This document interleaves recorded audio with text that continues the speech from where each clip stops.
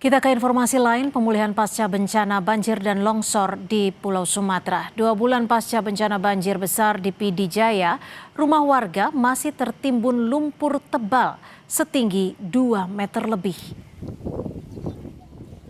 Rumah warga di salah satu desa Pidi Jaya terendam lumpur hingga 3 meter. Kondisinya masih sama seperti saat banjir November lalu.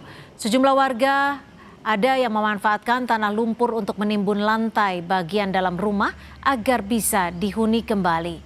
Warga berharap lumpur ini bisa segera dikeruk agar mereka mendapat hunian yang layak dan akses jalan menuju rumah tidak tertutup.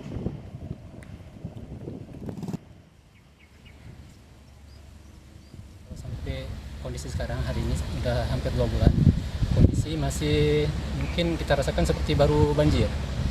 Terutama mungkin akses yang menghubungkan Simpang 4 dengan Genteng dan sekitarnya itu masih putus sampai hari ini, belum bisa diakses.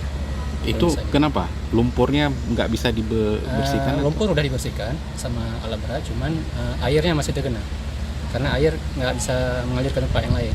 Kami timbun terus Pak di dalamnya biar bisa tinggal, daripada di pengungsian banyak anak-anak yang terkena angin kan. Walaupun rumah nggak ada dinding, kami pakaiin ini Terpal. ya terpal.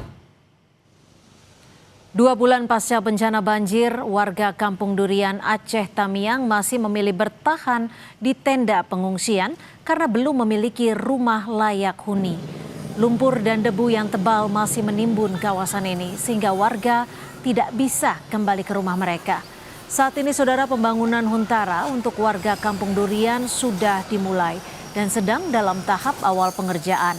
Sementara warga setuju jika pemerintah memutuskan untuk merelokasi rumah warga yang berada di zona merah rawan bencana.